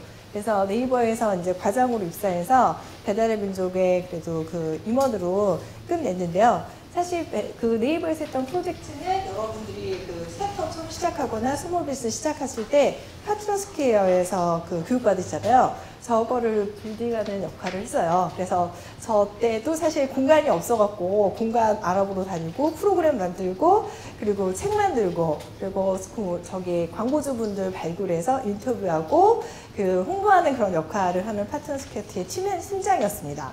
그리고 이제 네이버를 그만두고 맥도날드에 가서는 맥도날드에서는 마케팅 앤 온라인 매니저를 했었는데요. 맥도날드는 사실 그 프랜차이즈 사업자, 흥려로체, 맥도날드 이 세 개의 세 다리 의자라는 철학이 있습니다. 그래서 성장을 하기 위해서는 함께 성장해야 된다는 철학이 있었었는데, 사실 솔직히 말씀드리면요, 네이버 때 원래 2000년대에 제가 다닐 때만 해도 약간 그 네이버가 욕을 뭐라고 먹었었죠? 우리 있잖아요.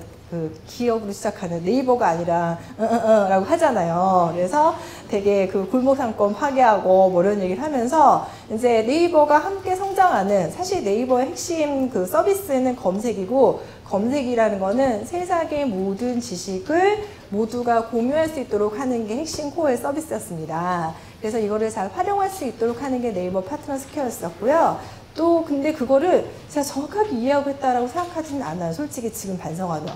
그리고 파워블로그 제도도 사실 만들었었는데 그것도 욕먹지 않으려고. 그리고 사람들이 하도 욕을 하니까 우리 네이버 되게 열심히 일하고 좋은 회사인데 그래서 욕먹지 않으려고 했었던 것 같아요. 그리고 맥도날드에 가서는 이 1954년도에 만들어진 회사가 위대한 철학을 갖고 있었었는데, 이거가 그렇게 해서 사실 맥도날드가 거대한 글로벌 기업이 되었었거든요. 모든 의사결정을 할 때나 모든 정책을 수립할 때는 프랜차이즈와 서플라이어와 그리고 맥도날드 직원이 함께 올바른 결정을 한다라는 철학을 갖고 있었어요. 그리고 이 얘기도 사실 제가 굉장히 많이 하고 다녔었는데요. 솔직히 잘 정확하게 이해했다고 솔직히 생각하지 않아요. 가슴에 손을 얹고 이거를 잘 멋진 말로 만들어서 열심히 얘기하고 다니라 그래서 만들었고, 멋진 프로그램을 만들라고 해서 만들고 다녔었습니다. 그래서 사실 이게 제가 그 시키는 일을 하다가 사실 이때도 또 이제 또 갑자기 회사를 그만두고 싶은 마음이 있어서 회사를 그만두겠다고 하고, 이제 또 아는 후배가 또 회사를 차렸다 해가지고 놀러를 갔죠. 갔는데 석촌호수에 아름다운 벚꽃이 피고 너무 멋있어서 뭐 배달을 전문으로 하는 회사다라고 해서 갔는데 그 배달의 민족이었습니다. 근데 왜 이 회사도 또 욕을 먹는지 모르겠어요. 이 회사를 갔더니 또 회사 갑자기 그 치킨집 사장님과 피자집 사장님의 등골 브레이커다라는 얘기를 하면서, 그러면서 욕을 제가 먹었죠. 제가 이거 마이크가 안 들려서요. 욕으로 바꾸고 할게요. 욕을 먹었어요. 그래서 근데 이때는 사실 그 제가 초기 멤버였을 때 하고 그때는 사실 제가 첫 번째 때, 두 번째 때 프로젝트, 이런 상생 프로젝트를 계속해서 마케팅하고 홍보하는 사람이었지만 이번엔 정말 잘 만들고 싶었습니다. 이 그 배달민족이라는 서비스는 공유하는 사실 뭐 마케팅이 오프라인에만 집중되어 있고 프랜차이즈나 이런 거대 기업에 되게 우위로 차지할 수 있는 마케팅 역할을 소상공인 분들한테 할 수 있는 역할을 주는 거라는 확신이 있었거든요. 그래서 근데 이 또한 어떤 플랫폼의 독과점, 그리고 운영하는 것에 대한 독과점이 있었기 때문에 처음에 뭐 꽃보다 매출이라는 프로그램도 진행을 했었고요. 그랬는데 사실 저한테 되게 중요한 계기가 있었어요. 꽃보다 매출이라 그래서 이제 사장님들을 선정을 해서 교육을 해드리는 거를 했었거든요. 장사 안 되는 사장님들한테 컨설팅. 거의 저를 보고 골목식당에서 베꼈던 것 같아요. 이거는 확인 사실은 아닙니다. 그래서 그랬는데 그 분들이 이 자기한테 관심을 가져주고 이 변화하는 과정이 되게 공감하시는 거예요. 그리고 두 번째 때 그래서 이거를 제가 영감을 받아서 그때부터 관찰하기 시작하였습니다. 우리의 고객님, 사실 배달의 민족의 고객은 양 사이드잖아요. 주문을 시켜 먹는 고객, 그리고 광고를 하는 광고주님들. 그래서 광고주님들의 생태계를 성장하기 위해서 나는 무엇을 해야 될까라고 관찰하기 시작합니다. 근데 어느 날 어떤 사장님이 너무 배달의 민족 통해서 장사가 잘 되는데 오토바이 사고를 당하셨어요. 그래서 중환자실에 계시게 된 거예요. 근데 그분이 그분이 사실 꽃보다 매출이라는 그 배민 아카데미 초기 버전의 수료생이었었는데, 그때 이렇게 다 얼굴이 하얘져서 오신 거예요. 그래서 아니 사장님 왜 그러세요? 그랬더니 자기가 오토바이 사고를 당해서 중환자실에 누워 있다. 라고 중환자실에 누워있다가 지금 퇴원해서 낫다라고 하면서 사장님 어떡해요? 그랬더니 난 사실 누워있을 때 너무 속상했다. 내가 이렇게 장사 좀 되려고 하니까 이렇게 아픈가? 라고 생각했는데 바로 옆에 있는 사람들은 다리가 부러지고 목이 부러지고 하는데 나는 그냥 사지가 멀쩡하더라. 간이 조금 상했을 뿐이다. 라는 얘기를 하시는 거예요. 그래서 제가 그때 결심했죠. 오토바이 안전교육을 하자. 라고 해서 진행한 게 저 민트라이더 프로그램입니다. 그래서 안전교육을 열심히 했고요. 그리고 또 어떤 사장님이 갑자기 장사를 요즘 안 하는데 왜 그랬냐 그랬더니 식약청에서 비짓 있죠. 식약처 비즈에서 그게 걸리셨대요. 그래서 저 청교랑 프로젝트를 시작하였습니다. 그리고 저 잘한다 베이는요, 제가 계속 강의를 저희 배민 아카데미라는 프로그램을 진행했는데 다시 한번 듣고 싶다. 그래서 한번 그때는 딕캠프라는 공간에 무료로 해서 300명을 했는데 꽉 차셨어요. 그래서 그 다음에는 700명으로 함께 앵콜 공연을 진행했고요. 저 마지막으로 배달대상이라는 게 지금 2014년부터 4년 동안 진행을 했는데요.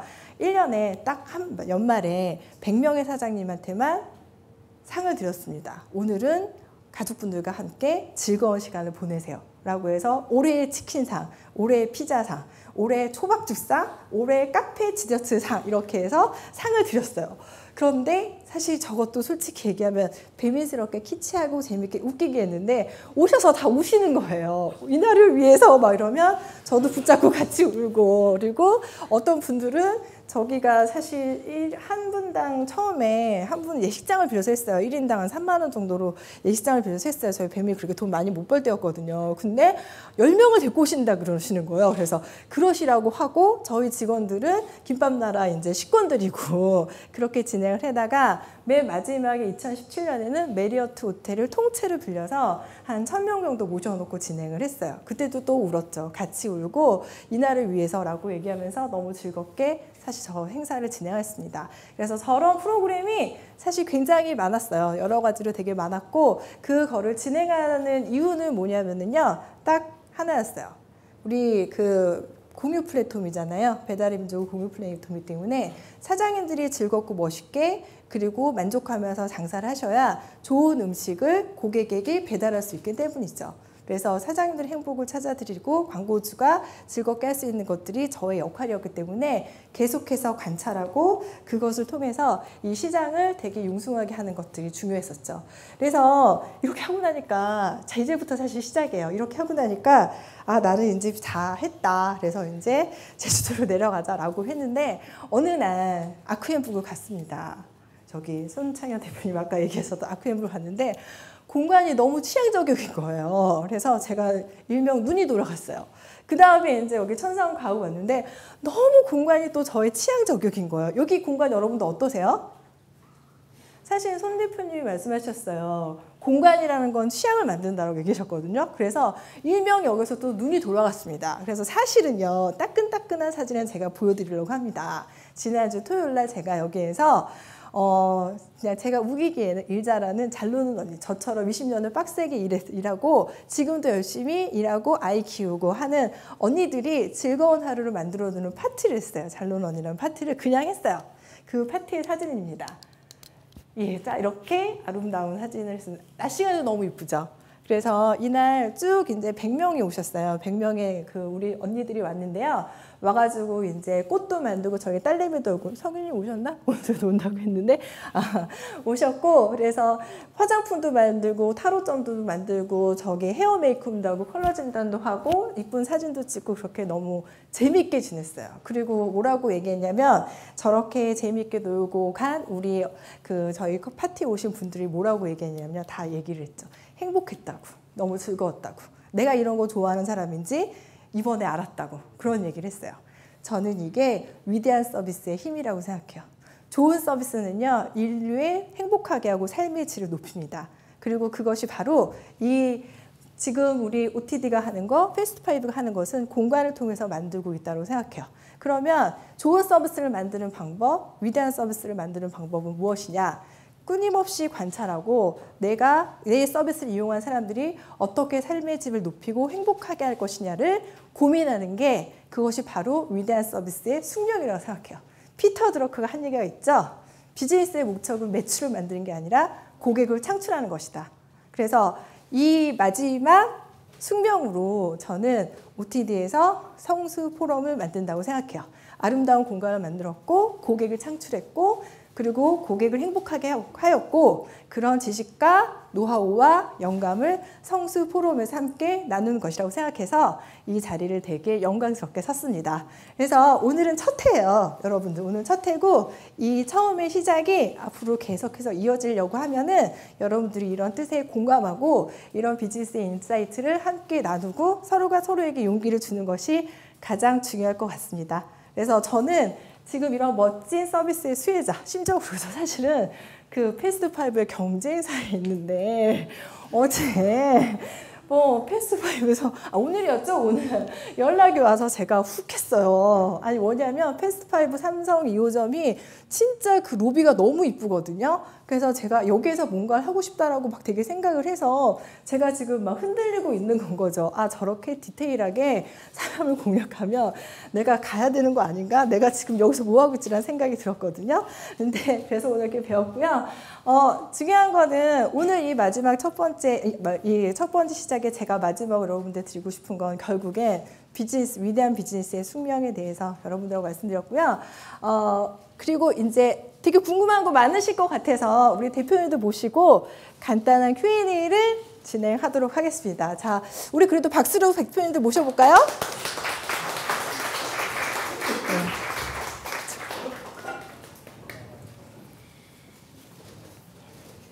이쪽으로. 예.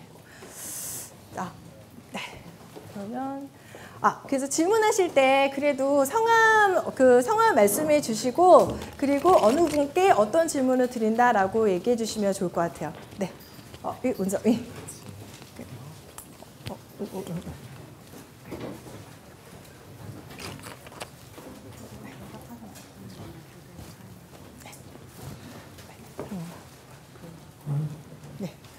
좋은 말씀 생각해서 잘 들었습니다. 음식도 맛있고 커피도 맛있고요. 정말 재미나게 잘 들었습니다. 그 두 분에게 질문이 있는데요. 김 대표님, 패스트5 김 대표님께 여쭤볼게. 그 공유 픽스 말고 다시 공유 하우스라고 하잖아요. 쉐어하우스 같은 걸 한다고 신인사주 본 적이 있는데 그 뒤로 시간이 꽤 지난 것 같은데 좀 수업 기사 같은 본 적이 없어서 그쪽 비즈니스에 대해서 어떻게 진행되는거나 투명하고 이제 설명 좀 듣고 싶고요. 그다음에 대표님께는 저도 네이버 파트너스 스토어 비즈니스에 대해서 설명 지금 정보이고 그런데 그 네이버도 그렇고 배달의 민족에서도 그렇고 최고 경영자는 좋아할 만한 일을 하신 것 같긴 한데. 특히 원가 담당이나 비용 담당 부서에서는 별로 안 좋아할 만한 일이 있을 것 같아요. 그리고 이게 사실은 되게 힘든 일을 하시고 좋은 일을 하시겠지만 회사 내부적으로는 이게 과연 돈만 쓰고 이게 무슨 효과가 있겠냐고 생각하셨을 것 같은데 어떻게 이걸 극복하셨고 또 실제로 어떤 성과를 찾으셨는지 좀 주시면 제가 쉬운 질문 받은 것 같아서 빨리 말씀드리면 주거 서비스 열심히 준비하고 있고요. 지금 그 인테리어 하고 있습니다. 인테리어 하고 있고 3월부터 사전 모집 이런 거 시작하고 4월부터 공간 투어하면서 5월에 입주가 가능할 것 같고요.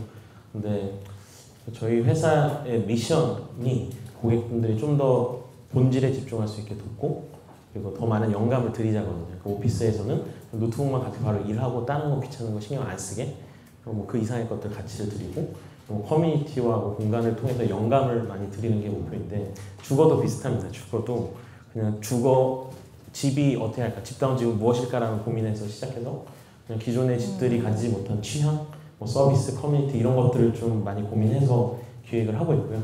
근데 확실히 그러니까 오피스 페파 1호점 할 때 고생한 것처럼 주거도 굉장히 고생하고 있습니다. 오피스랑 많이 다르더라고요. 그래서 많이 고민하고 있고 1호점은 좀 부족할 수 있는데 좀 계속해서 낼 예정이라서 되게 새로운 주거 서비스를 좀 만들고자 노력하고 있습니다. 네, 전 사실 이 질문 많이 받는데요. 그게 되게 멋있는 답변을 해야 되는데 정말 회사 둘이 욕을 많이 먹었어요. 그래서 욕을 많이 먹어서 그거를 해결할 수 있는 선택지가, 그러니까 반대할 수 있는 논리가 별로 없었다 인 거고요. 근데 중요한 건 저는 그 두 회사의 가장 큰 장점, 그래서 잘 된 회사인데 고객에 대한 정의가 굉장히 잘 돼 있었고 그 두 회사가 그렇기 때문에 해야 될 시장적 의사결정이나 그리고 해야 될 중요 과제에 대해서 되게 명확했었다라는 게 가장 중요한 것 같습니다. 자, 네. 저는 송상현 대표님께 질문이 있습니다. 저는 논매뉴얼 부연도 외워지는 편집장이고요. 아카이브 부분 저한테도 소중했던 게 저를 처음으로 입점시켜주시는 이 자리를 빌어서 감사드립니다. 그래서 제가 오늘 질문은요. 성수연방 처음 들어올 때 가장 먼저 보였던 게 그 파빌리온이거든요. 근데 저는 이제 학교에서 조금씩 강의를 나가고 있는데 인테리어과 실내생활과 학생들을 가르치고 있습니다. 근데 그 학생들이 하고 있는 프로젝트가 가끔은 너무너무나 반짝이는 아이디어가 많은데 그걸 실제적으로 만들 수 있는 공간이 사실 너무 협소하고 준비되어 있지 않아요. 졸업한 학생들은 이제 공간을 잡아서 졸전대만 그런 실물 크기의 거의 한 20%밖에 안 되는 스케일로 만들고서 거의 보통 졸업을 하거든요. 근데 저는 이제 학교를 다닐 때 학교 앞에 이제 마당 같은 부분, 이런 성수연방의 중간 같은 부분에서 저렇게 파빌리온을 같이 했던 기억이 아직 있어서 혹시라도 저 공간을 학생들과 함께 프로젝트를 진행하실 계획이 있으신지 궁금합니다. 그러니까 저 파빌리온에 좀 설명을 드리려면 아마 저도 김재 대표님처럼 처음에 OTD를 만들었을 때 저도 길거리에서 전단을 안 왔었거든요. 그래서 한겨울에 그랬다가 그래도 회사가 잘 성장해서 사실 예전에는 저런 걸 머릿속으로만 상상했지 사실 실제로 만들 수는 없었거든요. 근데 이번엔 그래도 조금 회사가 여유가 있어서 약간 개인적 욕심을 반영한 사실 프로젝트이기도 합니다. 근데 저걸 만들었었던 이유는 그것부터 먼저 좀 백그라운드 설명을 드리면 제가 굉장히 저는 건축과 학생이었고 그때 제가 존경했던 건축가는 프랭크 로이드 라이트라고 하는 건축가가 있어요. 근데 그분이 그러니까 오피스라고 하는 첫 사례를 만든 분 중에 한 분이에요. 그 근대 건축가로서 오피스라고 하는 성격의 공간을 처음 만들었는데 그때 했던 프로젝트가 그 공업지대 한가운데에 그 오피스를 만들어요. 근데 그 오피스를 만들 때 그분이 이 안에 들어와서 일하는 사람들에 대한 환경을 너무 고민을 많이 해서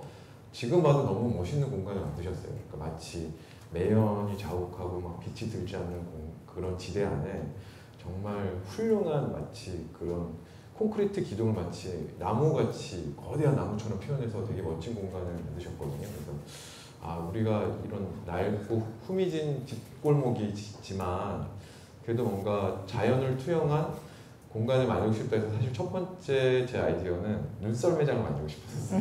그래서 제 설계를 사줘서 인터넷에서 제가 설계를 서치하니까 제 옆에 있는 직원들이 얼굴이 파래지더라고요.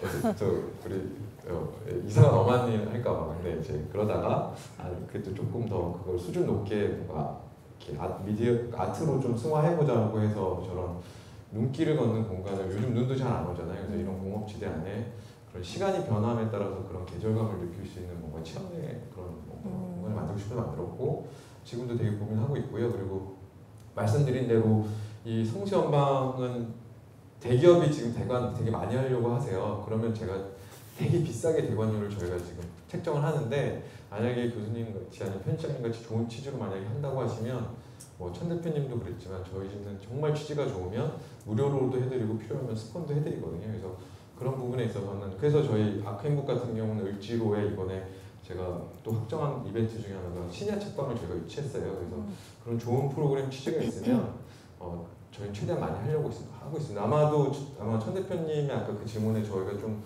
기업을 하는 입장에서 답을 드리면 기업은 당연히 돈을 벌어야 하는 곳이지만 어느 정도 돈을 벌 수 있었을 때 사실 고민해야 되는 게 얼마만큼 가치 있는 일을 해야 된다고 저는 생각하거든요. 그래서 그런 의미에서는 좀 저희가 아직은 좀 여유로운 대기업처럼 많은 것들을 도와드릴 수는 없지만 그런 건 충분히 좀 도와드릴 수 있을 것 같습니다.